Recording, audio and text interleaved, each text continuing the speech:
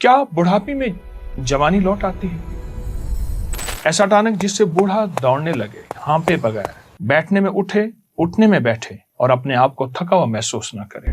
अगर आप हर वक्त थके रहते हैं, अफसरदा रहते हैं, टूटे रहते हैं, झुके रहते हैं, बुझे रहते हैं, तो ये टॉनिक जरूर आजमाएं। सिर्फ 1 चम्मच रोजाना खाएं और फिर कमाल देखें। जी हाँ, ये सच है।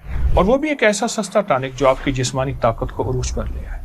वो जन्नती टॉनिक है, वो कुरानी टॉनिक है, वो नबवी टॉनिक है सल्लल्लाहु अलैहि वसल्लम। एक ऐसे अरब की कहानी सुनाऊं और सच्ची दास्तान सुनाऊं जिसने 4 शादियां और उसकी सेहत और ताकत का राज किया है। बिस्मिल्लाहिर्रहमानिर्रहीम, अस्सलामु अलैकुम वरहमतुल्लाह। आज के उन्वान में एक ऐसी जड़ी बूटी का मैं तस्करा करूंगा जिसका तस्करा कुरान में है और फरमान मुस्तफ़ा सल्लल्लाहु तआला अलैहि वसल्लम में है। वो बूटी पहले सुन लें क्या है, लेकिन उससे पहले उसके कमालात, उसकी हैरत अंगेज बरक़ात और उसको सेहत के राज आप तवज्जो फरमाएं। कुछ साल पहले की बात है, मेरे पास एक बहुत बड़े डॉक्टर मशवरे के लिए तशरीफ लाए जो जड़ी बूटियों से इलाज को ज्यादा नहीं मानते थे और यकीन बहुत कम रखते थे। वैसे भी अब इदारा आलमी सेहत ने हर्बल हेल्थ को यानी जड़ी बूटियों के इलाज को एक मुस्तनद तरीका इलाज तस्लीम किया है। आलमी इदारा सेहत WHO ने हर्बल हेल्थ के हवाले से एक नया मंसूबा बनाया जिसका नाम है ट्रेडिशनल मेडिसिन 2025 से 2034 तक। इसका मकसद जड़ी बूटियों और पुराने तरीका इलाज को बाकायदा दुनिया भर में तस्लीम किया जाए। इसके अलावा यह इदारा पूरी दुनिया में राइज जड़ी बूटियों के इलाज को कानूनी, साइंसी और महफूज तरीके से इलाज का हिस्सा बनाने पर काम कर रहा। 2025 में हर्बल मेडिसिन यानी जड़ी बूटियों की आलमी मार्केट तकरीबन 105 अरब डॉलर है, जो कि 2034 में एक अंदाजे के मुताबिक 580 अरब डॉलर से मुतजाविज कर जाएगी। दुनिया जड़ी बूटियों की तरफ लौट आई है, टूट पड़ी है, चल पड़ी है, थक हार के आकर वापसी हुई है। तो मैं बात कर रहा था एक बद्दू की ताकत का राज। उन्हीं डॉक्टर साहब ने मुझे एक नुस्खा बताया जो उनको एक अरब बद्दू से मिला। उन्होंने बताया कि मेरे पास अस्पताल में आया, मैंने बड़ी तवज्जो से और ध्यान से उसका इलाज किया। इलाज के बाद मुझसे कहने लगा, डॉक्टर साहब मैं आपको एक तोहफा देता हूं, लेकिन तोहफे से पहले उसके फायदे सुन लें। आप जिस तरह भी जितने पुराने मरीज हों, जोड़ों के, कमर के, पट्ठों के, आसाब के, डिस्क के, खिंचाव के, तनाव के, पट्ठों का खिंचाव, आसाबी तनाव, जिस्मानी कमजोरी, दिमागी कमजोरी और खास ताकतों को, बहुत ज्यादा ऐसी कमजोरियों का शिकार जो भी लोग होंगे उनके लिए टोटका निहायत बेहतरीन और लाजवाब है। मौसम गर्मा में इस्तेमाल करना है तो बहुत कम करें, लेकिन मौसम सरमा में खुले दिल से करें। हाँ, इस दौरान मक्खन और दूध का इस्तेमाल ज्यादा करना बहुत जरूरी है। ये ना समझें कि मक्खन दूध मेरे दिल में चर्बी या कोई ऐसे अज्जा जिससे नुकसान पैदा होंगे, हरगिज नहीं। ये दवाई खुद ऐसी चीज है जो चर्बी को घुला देती है, हमारी शरियानों को कुशादा करती है, हमारी ब्लड सर्कुलेशन यानी हमारे दौरान खून को बहुत लाजवाब करती है। फिर उस बद्दू ने सीना तान कर कहा, मेरी 4 शादी हैं, चारों बीवियां मुतमईन, मैं तंदुरुस्त हूँ, मेरी औलाद भी तंदुरुस्त। फिर उस बद्दू ने हज़रत अली करमल्लाहु वजहहू का एक वाक़या सुनाया। हज़रत उमर रज़ियल्लाहु तआला अन्हु अमीरुल मोमिनीन के पास एक केस आया। केस ये था कि एक साहब ने बुढ़ापे में शादी की, कुछ अरसा बीवी के साथ रहे, फौत हो गए, बच्चा पैदा हुआ, बीवी ने जायदाद में हिस्सा मांगा। बड़ी बीवी की औलाद ने दावा का जवाब ये दिया, ये तो हमारे वालिद की बीवी थी ही नहीं, ना ये बच्चा हमारे वालिद का, फैसला ये करना था ये बच्चा उस औरत में से है, इस बूढ़े का है। आखिर ये केस हज़रत अली को सौंपा गया। हज़रत अली ने फरमाया कि फैसला कोई मुश्किल नहीं। हज़रत अली ने चंद बच्चे इकट्ठे किए, उन बच्चों को इन बच्चों के साथ शामिल किया, सब बच्चों को दौड़ाया, ये बच्चा पीछे रह गया। फिर बच्चों को इकट्ठा किया, सबको कहा बैठ जाओ। अचानक फरमाया यकाया को उठो, सब बच्चे उठे। ये बच्चा उठा सही लेकिन सहारा लेकर। फरमाया वाकई ये बच्चा उस बूढ़े का है कि बुढ़ापे की औलाद इस वजह से दूसरे बच्चों से कम ताकतवर है, लिहाजा फैसला हुआ कि इसको जायदाद में हक मिलना चाहिए। बाद में मजीद तहकीकात हुई तो निकाह के गवाह मिले और हकीकत खुल के सामने आई। उस बद्दू ने वाक़या सुनाने के बाद कहा, मेरी बुढ़ापे की औलाद इस नुस्खे की वजह से बूढ़ी नहीं, मेरी बुढ़ापे की औलाद तवाना और तंदुरुस्त है। उसकी वजह यही नुस्खा है। डॉक्टर साहब ने इस बद्दू का यह ताकत का फार्मूला मुझे भी दिया। बेशुमार मरीजों की कमर की बेल्टें उतर गईं, शैठी का, लंगड़ी का दर्द टांग में शुरू होता है वो खत्म हो गया। ऐसे लोग जो जिंदगी भर के लिए थके रहते थे और बीमारियों में हर वक्त डूबे रहते थे, उन्हें ऐसी शिफायाबी मिली, वो खुद हैरान। एड़ियों का दर्द, पाँव का दर्द और तमाम दर्द वो जो जिस्म में मौजूद हों, इस बद्दू के टोटके से खत्म हुए। बल्कि बाद लोगों ने मुझे इसके तजर्बात मुशाहदात में ये बताया कि ऐनक उतर गई, नज़र तेज हो गई, याददाश्त लौट आई और पुरानी भूली हुई बातें अजबर हो गई। तबीयत ऐसी हशाश बशाक कि खुद हमारी अक्ल भी हैरान, इस दवाई से इतना फायदा, इतना नफा कैसे हुआ। कुछ लोग जो किसी तशद्दुद और हादसे की वजह से अपनी कुव्वतें खो बैठते हैं, जब उन्हें ये दवा इस्तेमाल की और ये नबवी ग़िज़ा इस्तेमाल की, नबवी दवा, तो उन्हें बहुत ज़्यादा फ़ायदा हुआ। उस बद्दू को एक और फ़ायदा भी हुआ था जिसकी वजह से औलाद तंदुरुस्त थी, और वो भी याद रखेगा। उम्मीद है समझ गए होंगे। लाजवाब फार्मूला है ताकतों, कुव्वतों और दर्दों के लिए बहुत आजमूदा। आए मैं आपको वो टोटका देता हूँ। ये देखिए मेरे पास अदरक है, सुंठ कहते हैं, कुरान में इसको जंजबील कहते हैं, और कुरान ने इसको सूरत दहर में बयान किया है, वयस्कौन फीहा कासन काना मिजाजुहा जंजबीला, कि अल्लाह पाक जल्ल शानहू क़यामत के दिन जन्नत में ऐसे जाम पिलाएंगे जिनमें मिजाज जंजबील, इसका जायका होगा। अदरक जिसे सुंठ कहते हैं, एक चटांक ताज़ा हो, फामी ना हो, उसे बारीक पीस लें, यानी कद्दूकश कर लें, और फिर इस अदरक को 4 बड़े चम्मच मक्खन या देसी घी में सिर्फ 3-4 मिनट हल्का ब्राउन करें। काली मिर्च पीसी हुई 3 चम्मच, दालचीनी पीसी हुई 3 चम्मच, इस पर छिड़क कर हिलाएं, और फिर 3 मिनट इसके बाद चूल्हा बंद करें और इसको हिलाते रहें। ठंडा होने पास महफूज रखें।